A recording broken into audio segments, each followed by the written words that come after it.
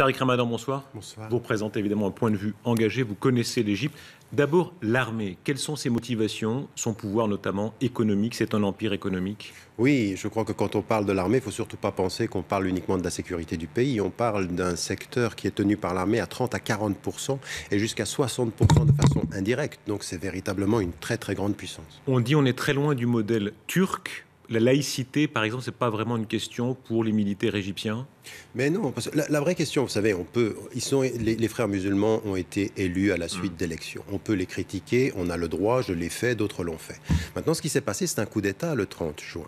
Et ce coup d'État, c'est le retour des militaires, et avec la répression que l'on connaît, et puis les mêmes slogans que l'on a connus dans le passé, sous Sadat et sous Moubarak.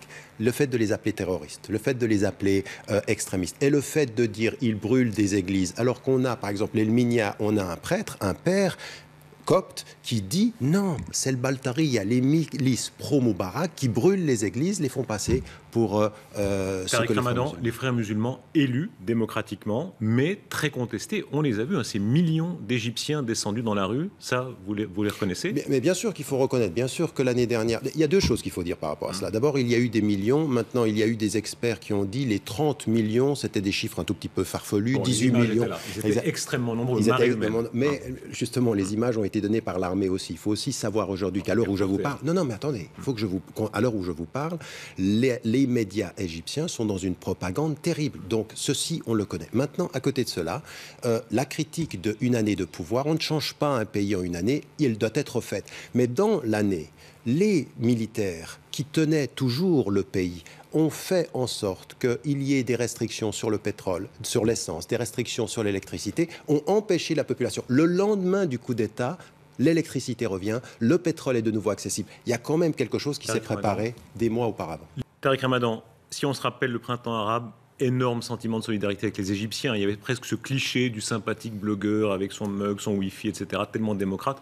Aujourd'hui, les forces démocratiques, elles paraissent très maigres. Il y a très peu de démocrates en Égypte. Oui, je crois que vous avez raison de rappeler ceci. Vous savez, moi, j'avais écrit un livre sur le réveil arabe. J'étais très, très, très prudent. Je disais qu'on était loin de ce qu'on appelait le printemps. Je ne l'ai jamais appelé printemps. Je n'ai jamais parlé de révolution. Aujourd'hui, la société civile doit vraiment se mobiliser. Il faut que des forces, que ce soit des islamistes légalistes, mais également des laïcs, et également des hommes et des femmes, et des coptes, parce qu'il y en a, on ne les entend pas aujourd'hui. Aujourd'hui, malheureusement, les médias internationaux sont réduits à cette polarisation armée-frères musulmans. Entre les deux, il y a toute une société civile qui ne veut pas l'armée et qui veut qu'on revienne à un processus démocratique. Il faut le soutenir. Très peu de culture démocratique. Alors, chez les militaires, il y a ces horreurs comme le contrôle de la virginité des manifestants, que l'armée pratique, absolument. Exactement. Mais horreur aussi de la part des frères musulmans. Par exemple, quand ils condamnent la liberté des femmes de voyager, il faut que les maris donnent leur accord. Ils condamnent le droit aux adolescents d'avoir accès aux contraceptifs.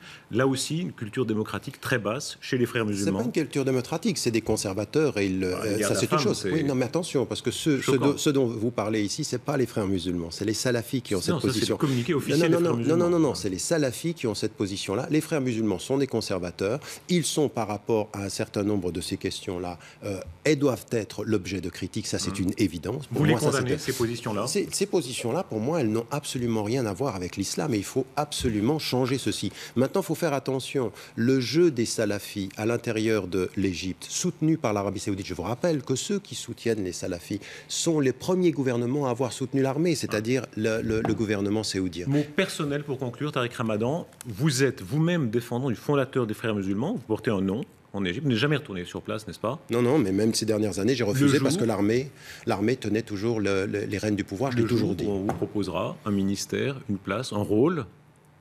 Et mon cher Darius, nous sommes concitoyens. Je suis suisse de nationalité, mais je ne suis pas égyptien. Vous représentez quelque chose. Non, je représente aujourd'hui une voix qui appelle la société civile, toutes tendances confondues, à refuser la répression de l'armée, à la condamner et à retourner au processus démocratique. En tant que Suisse, en tant qu'être humain et en tant qu'acteur de ces débats-là. Il faut dire cette fois. Merci de ce point de vue. Merci beaucoup.